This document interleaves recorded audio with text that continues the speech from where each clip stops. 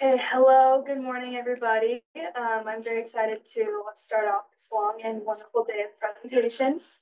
My name is Abby Ness, and my host company was Manko Windows Systems. A little bit about Manko. They were founded in 1989 here in Manhattan by a father and his two sons. So right now at this location in Manhattan, they have about 250 employees, but included with the Colorado and Iowa branches, they have about 400 employees. Um, they do make windows, they're Manko Windows Systems, but more specifically, they make glass products such as aluminum windows, entrances, storefronts, and curtain walls. They were interested in exploring pollution prevention and kind of setting some sustainability goals. They're also they love high quality products and keeping machinery up to date. So that was kind of what they were looking for with this pollution prevention internship. So if you look around Manhattan, most of the doors and windows will say Manco on them. So this is the Courtyard Hotel here. This is one of my favorite projects they have done. It really shows off their creativity because they do focus a lot on customization.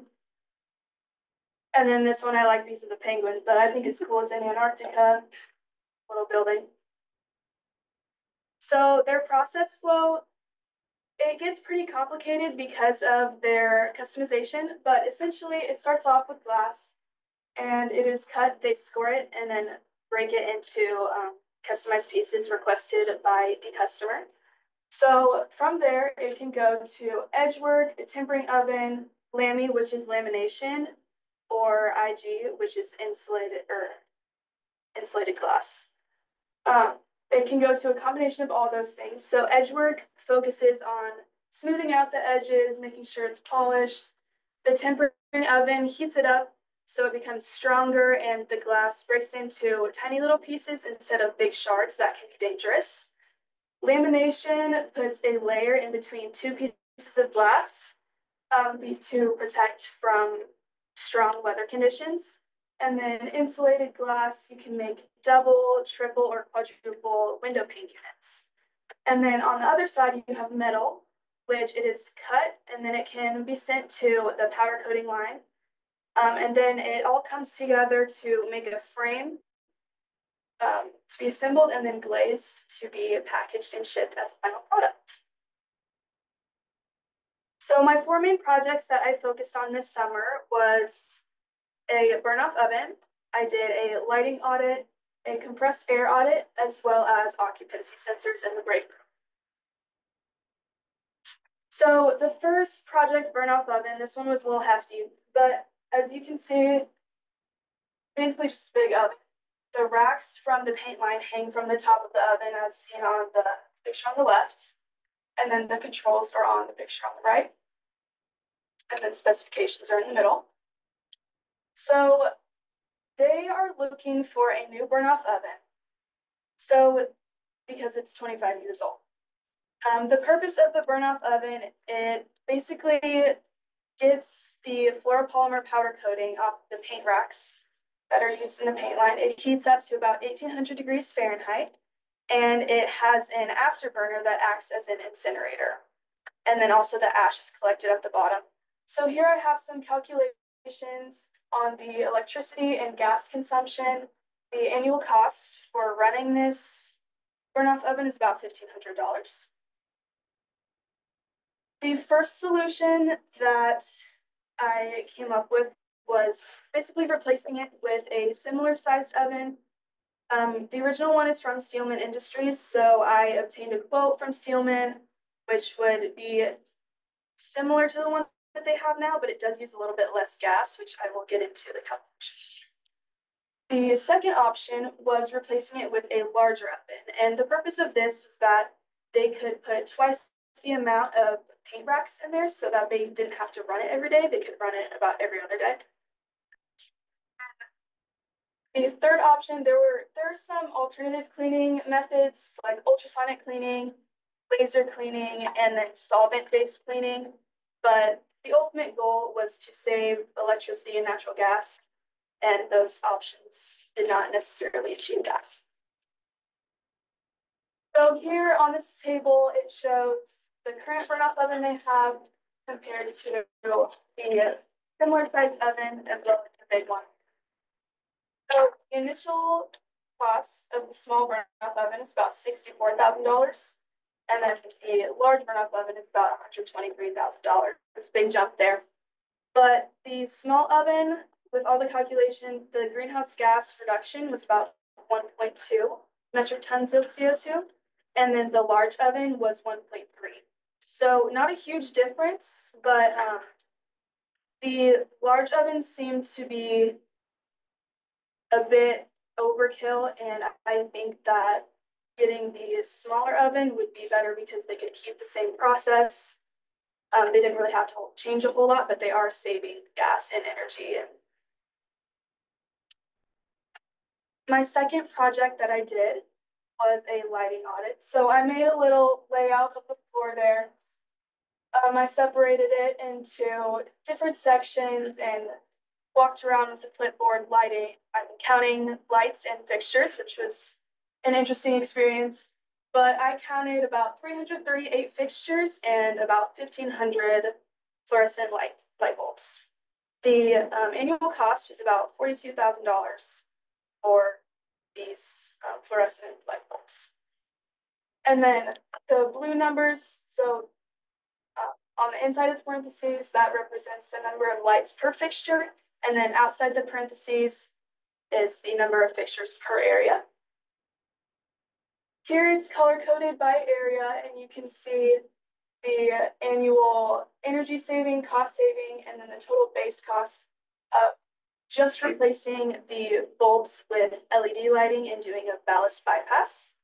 So with this first solution, the capital cost would be $76,000, and you would save $25,000 annually. With the greenhouse gas reduction of 162 metric tons of CO2. A very small payback period of 3 years. So I calculated this before I found out that they had actually installed 2 different fixtures to decide which one they wanted to install, because they were already planning on replacing the lighting. So I calculated option 1 versus option 2. They're pretty similar, but the Lumen Select Lens High Bay ended up saving more energy and also saving $18,000 a year, and also having a smaller payback period.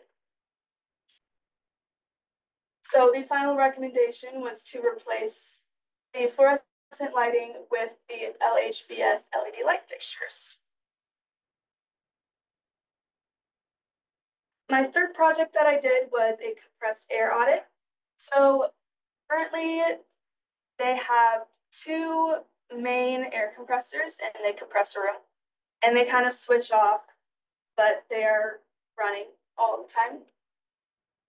So their calculated is the electricity usage as well. Costs about $59,000 to run these air compressors annually. Throughout my air audit, I found about 18 leaks, and I tagged them. By just replacing, most of them were just leaks in the nozzles, or some things needed to be adjusted, so easy fix. The capital cost only being about $72, and the greenhouse gas reduction of about 132 metric tons of CO2. Very short payback period, as we see, 2 days. And then my last project that I did was I looked into occupancy sensors in the break room. So they do already have occupancy sensors, but they weren't necessarily working effectively. So I set up 2 data collectors in the break room, and they basically collected information. I have a picture here. So the black line is the percentage of light, and then the blue line is the occupancy. So when you have the black line at 100% and your blue line is decreasing, you're wasting energy and money essentially. and I had those up for 8 days collecting data. Overall, replacing the occupancy sensors, you could save about 24,000 kilowatt hours per year and $3,700 a year, with the greenhouse gas reduction of 23.91 metric tons of CO2, as well as a very short payback period. So my summary of all my projects, they came out to be the annual savings of about $43,000 and 281 metric tons of CO2.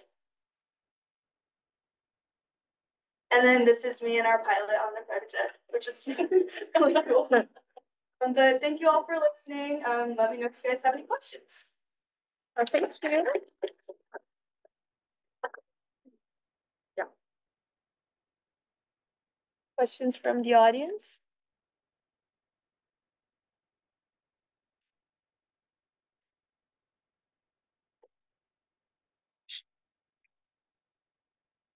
Well, I guess. Okay, so then I'm gonna go if no one has questions.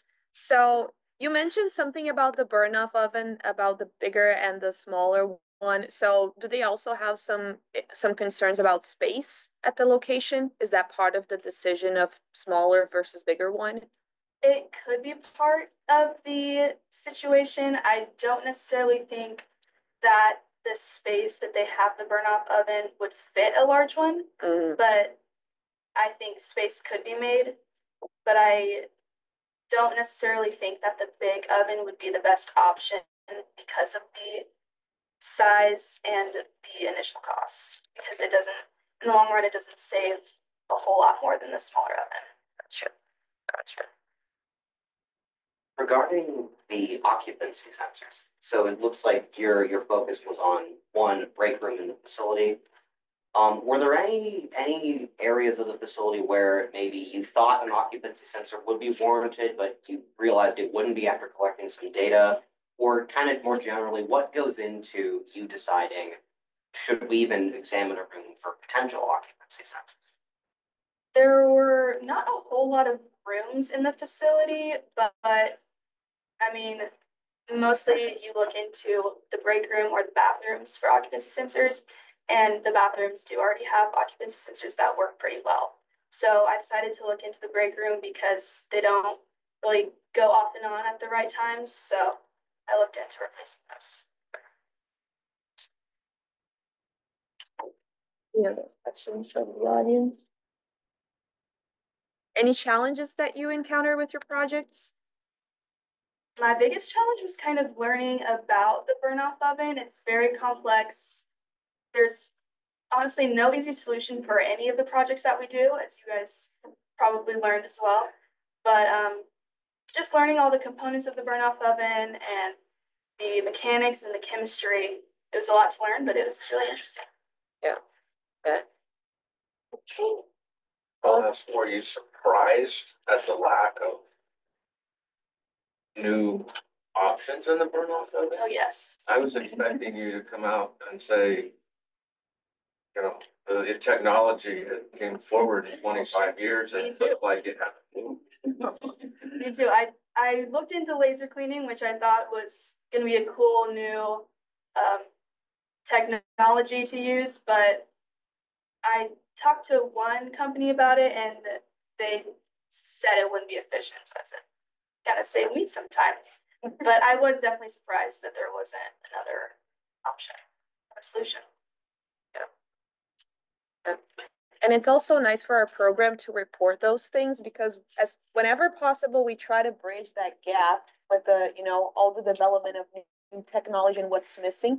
So whenever we can and we have a conference where we attend a presentation, we will always be bringing these topics up because again, it's surprising to see that in 25 years there isn't much new, or at least the new things are not very feasible right now. It's not cost efficient. So what is the next step? What researchers can do to develop maybe some new technology, or maybe what does it take to make the newer ones more feasible? So bridging that gap is something that we also try to do. So this is something we're going to try to bring up in the next conference that we attend to.